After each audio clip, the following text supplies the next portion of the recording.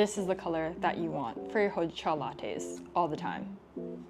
This. Hi guys, welcome back to my channel. We have a very exciting video today. We are gonna go through how to make the best and most perfect hojicha latte at home. So first, you're probably asking what is hojicha and like, will I like it? And hojicha is the same thing as matcha, but they undergo two different processes. So hojicha, we know it by its dark brown color or brownish color versus matcha, which is usually a very bright green. So matcha, when it's made, it's shaded versus hojicha, it's roasted. So they both undergo a different process, which results in a different type of color, green versus brown. So for hojicha, since it's roasted, it's gonna give off more of an earthy, deep, bitter and roasted smoky flavor versus matcha, we know it by being kind of more grassy, a little bit more vegetal, sweeter, creamy, etc. like that. But hojicha has a very unique and roasted flavor, kind of nutty, and it's so delicious as a latte. So a lot of people also really enjoy hojicha for the roasted notes. So when matcha is made, it's only the tea leaves that's being grounded into the powder, but hojicha takes the tea leaves plus like stems and twigs, which also affects the way that it tastes overall. If this profile seems a little bit like iffy to you, that I just said that there are twigs and sticks in this blend, I promise it does not taste like that. You can think of it as like a bitter dark chocolate, like cocoa, that type of flavors you will experience in some of the hojicha powders. So without further ado, let's get into it. Okay, so the first step is to find a good quality hojicha powder. I have a couple of my favorites here, and I will leave my other favorites on the screen because I don't have them right now. But this first one is Nami Matcha. I think this is such a good one for beginners because, again, if anything that I described kind of scared you, like the twigs and the super roastedness, the bitterness, this one is great because it doesn't have too much depth in those flavors or like too overwhelming for somebody first trying hojicha. So this is a great starter.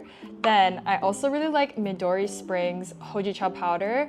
This is another favorite of mine because I feel like it's a good medium. So as you work your way up, this can be another one you can think about trying. This one has notes of caramel. So caramel plus like the smokiness just makes such a good latte. And then this one is actually from a local store here in Oahu that I picked up. But the thing about this powder is I tried their hojicha latte in the cafe like years ago, and it was one of the best I've tried on this island. So when I finally decided to buy their hojicha powder, top tier. This is now one of my all-time favorite hojicha powders because this one is sweet and creamy, and that's the first time I've ever experienced something like that. But again, good quality, very bold in the roastedness and has a little bit of bitterness, but also like the sweetness and the creaminess is also bold as well. So this is just perfect. And the other two that I have are Little Match Studio and then Sorate.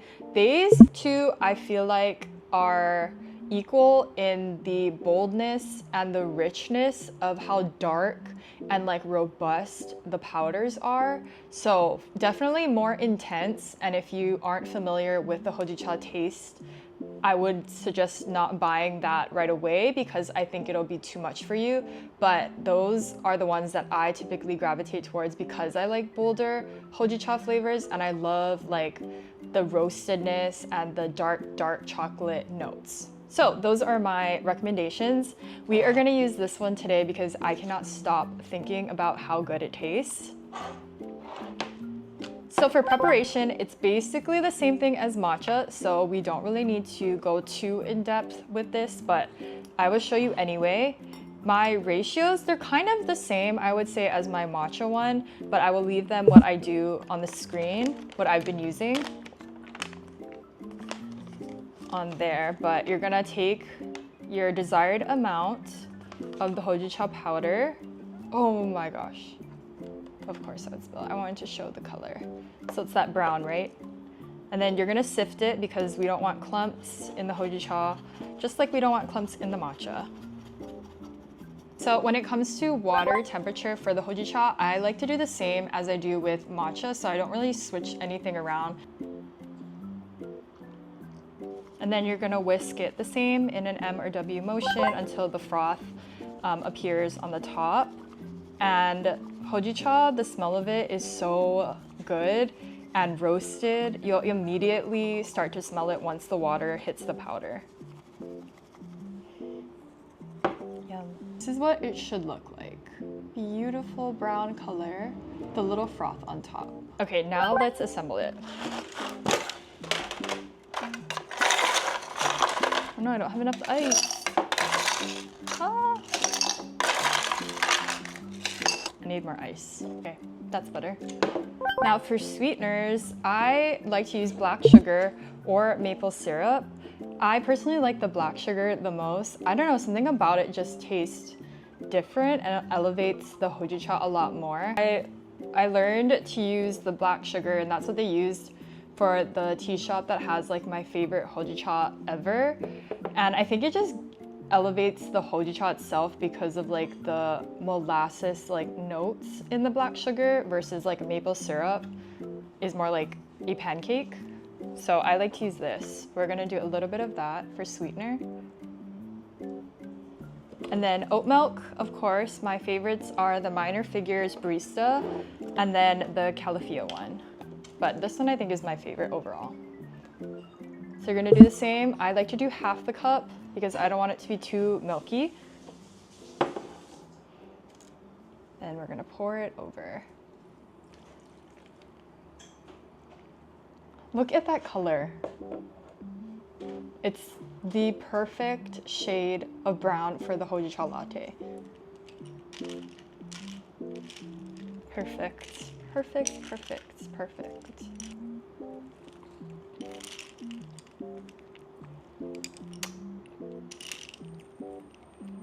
Yeah, the black sugar versus like the maple syrup.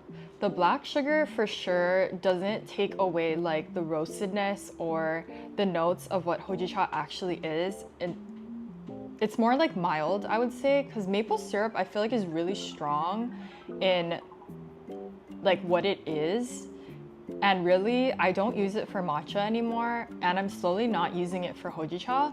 But I still think, if anything, maple syrup works better with hojicha than matcha because of like just the notes that the hojicha has matches better in my opinion. But if you can, I think black sugar is the perfect sweetener for hojicha because it's also very light and tame and it's not overly sweet, so you can still enjoy the properties of the hojicha and like what the latte is supposed to taste like. The same thing goes for matcha as well. It's what you like to drink and how you like to drink it. So these are again just my suggestions and what I've learned over the years about hojicha and what my preferences are. So I want to share just in case you may like the same notes that I do and the same preferences that I have. So as always, you can take this as a grain of salt that I'm just here to give you some information of what I've learned over the years, but I hope that you enjoy figuring out what notes you like in your hojicha and whether or not you like it really bitter or you like it more creamy, more tame in that area. So have fun figuring out what you like and trying different hojicha blends and different ratios and sweeteners.